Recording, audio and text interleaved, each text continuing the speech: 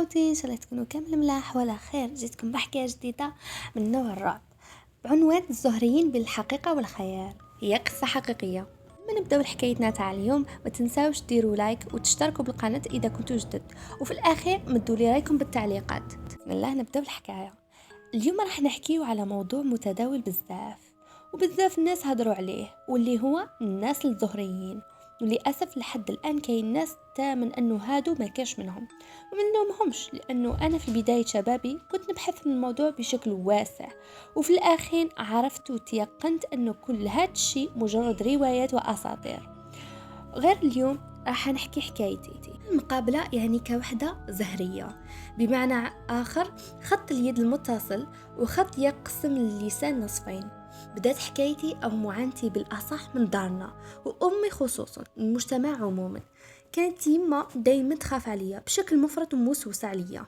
من اللي كان طفولتي فاتت وكنت ما نلعبش مع الولاد ولا نقدر نخرج للشارع، وكانت دايما تديني عند مرة تكتب على بيضة وتدير طقوس في اعتقادها باه تحميني من الجن ومن الإنس، يعني المشعوذين اللي يحاولوا ديما يخطفوا الأطفال الزهريين. كان عندي حوالي 7 سنين، رحت مع يما للمارشي، والمارشي هذا موسمي يجي مرة في العام. المهم كان بزاف الغاشي على الاخر، وفي لحظة ما لقيت روحي ضايعة في وسط الناس، وماما هبلت مثل الناس بكل. إلا دقائق بدأوا مكبرات الصوت في المارشي هذاك يمدوا في مواصفاتي ولبسي، وأنا في هذاك الوقت كنت شايفة معناش ورحت مباشرة من جهته. ما كنتش خايفة ولا نبكي، بالعكس حسيت روحي أني تحررت من حصار يما وحبيت نلعب مع الولاد هادوك. وأنا في طريقي حكمني راجل من يدي، راجل كحل وطويل، ما نطق حتى كلمة، قودني من يدي وجا رايح من جهة المعناج.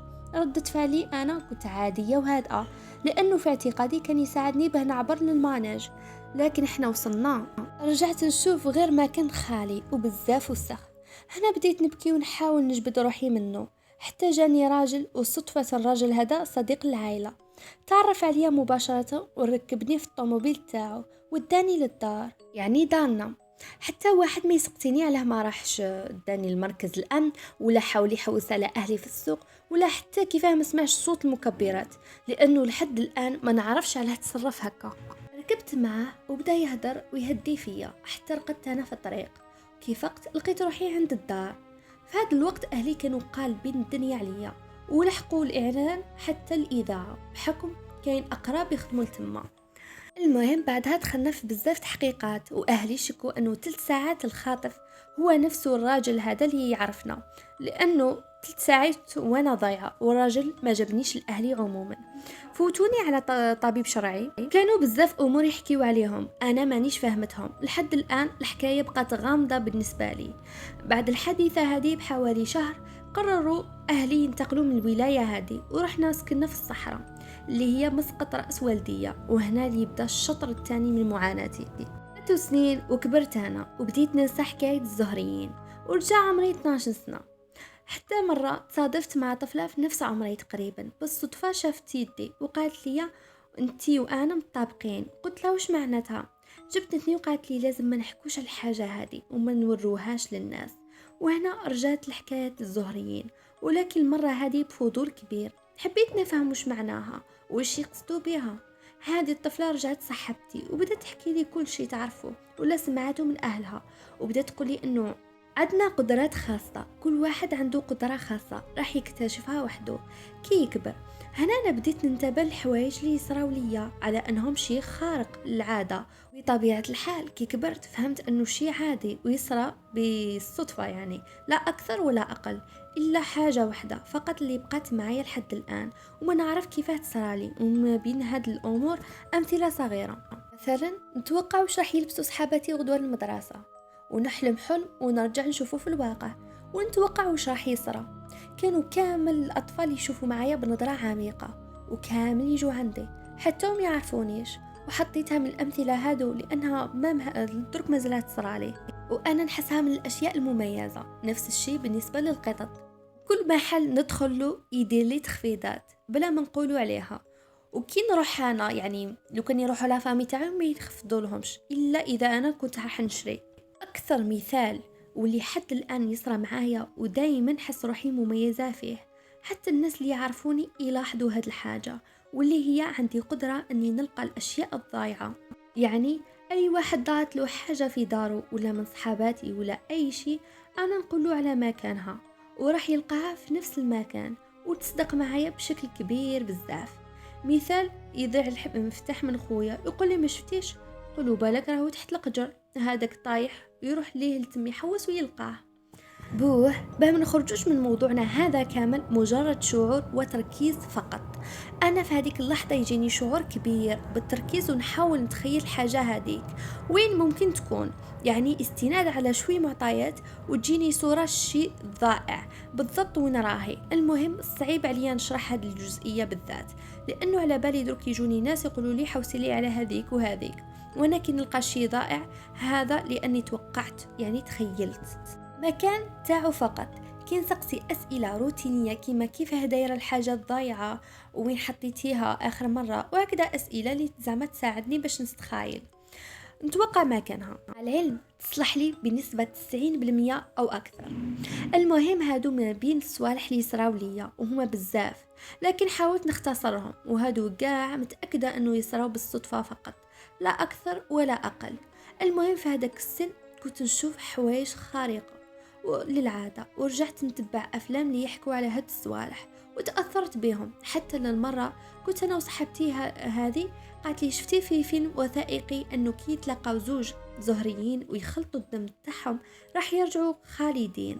أنا صدقت وقررنا نديروها، والفكرة اللي جات في بالنا أنه نجرحوا شوية جرح في يدينا ونشدوهم مع بعض. كما كان الحال أنا قطعت واحد من شراييني تاعي للأسف ونزفت لدرجة بزاف كبيرة ولحقوا عليا على شعرة في سبيطار. المهم من هذاك الوقت بحثت على الطفلة هذيك بالضغط من أهلي ونسيت الأمر الزهريين، ولا كما نقولوا رجعت ننتقدهم. قبل عامين من الآن شفت فيديو في اليوتيوب على قناة مساحة أنا وصحاباتي، وصرا نقاش حاد بيننا حول إذا كانوا زهريين صح كاينين أو لا. حتى قلت لهم أنا زهرية ويصرى معايا كدا وكدا، طبعا صدموا.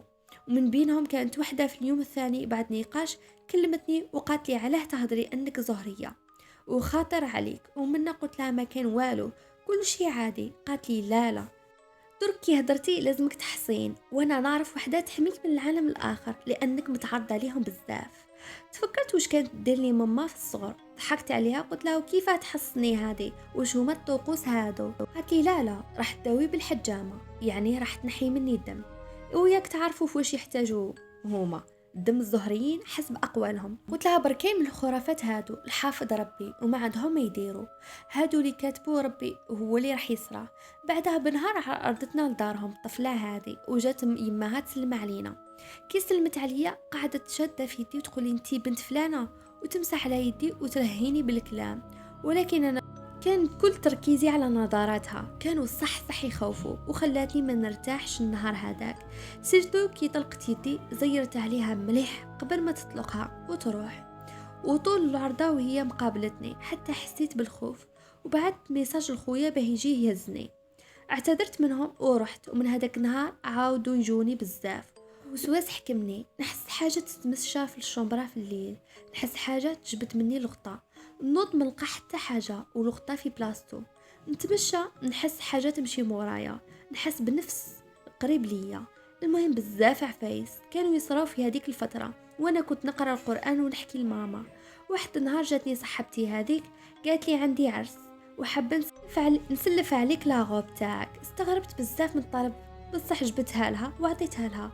قلت لها انا جامي سلفت قشي للناس، بصح انتي نمدها لك مي ما ترجعيهاش خليها عندك. بدات تحلف لي انها ترجعها وانه لازم ما تديهاش، كانت مصره بشكل خلاني نشك شوي. المهم مديتها لها، بعد ايامات جات رجعتها لي، وانا كي شفتها قلبي تقبض، بصح ما بينت والو. كي رحت هزيتها كيما راهي وطيشتها في لابوبه. في الليل بديت نحلم بلي لاغوب هذيك راهي في الخزانه تاعي وراهي تتحرك، والصدمه الصباح كي فقت قالت لي ماما راهي رجعتك صاحبتك لاغوب تاعك وراهي في الساشي هذاك. انا شفتها مباشره خلعت وقلت لماما مستحيل، البارح مدتها لي وانا هزيتها طيشتها في لابوبال. انا ماما قررت تديني للراقي وهزت معها لاغوب هذيك، وعلى حسب القول الراقي انه لاغوب فيها السحر وانا المقصودة به واحسن حل لي كي جبناها له. بعدها امي حوست على العائلة هذه وسقسات مليح، وعرفت انه ام الطفلة هذه مشعوذة، ولا كيما يسموها هنا الشوافة. امي خافت عليا من الحكاية هذه، ومن وقتها قررت نواجه الحقيقة هذه وانتهنا من كلش. رحت للدار صاحبتي، وكي رحت كنت نهضر معها على اساس تشوف لي هذيك المرأة اللي حكات لي عليها. هنا عيطت لي معها وجاتني قالت لي انتي عندك حكاية من صغرك صارت معاك وما زالت، وباه تتخلصي منها لازمك تخدمي معايا باه يحبس عليك كل الوسواس اللي راكي تشوفي فيه. ما تسقسونيش كيف عرفت بحكايتي، لاني محكيت لحتى واحد وممنوع ليا اني نحكيها. انا خفت، لكن قلت انا ايماني بربي كبير وهذه ما عندها ما تدير لي.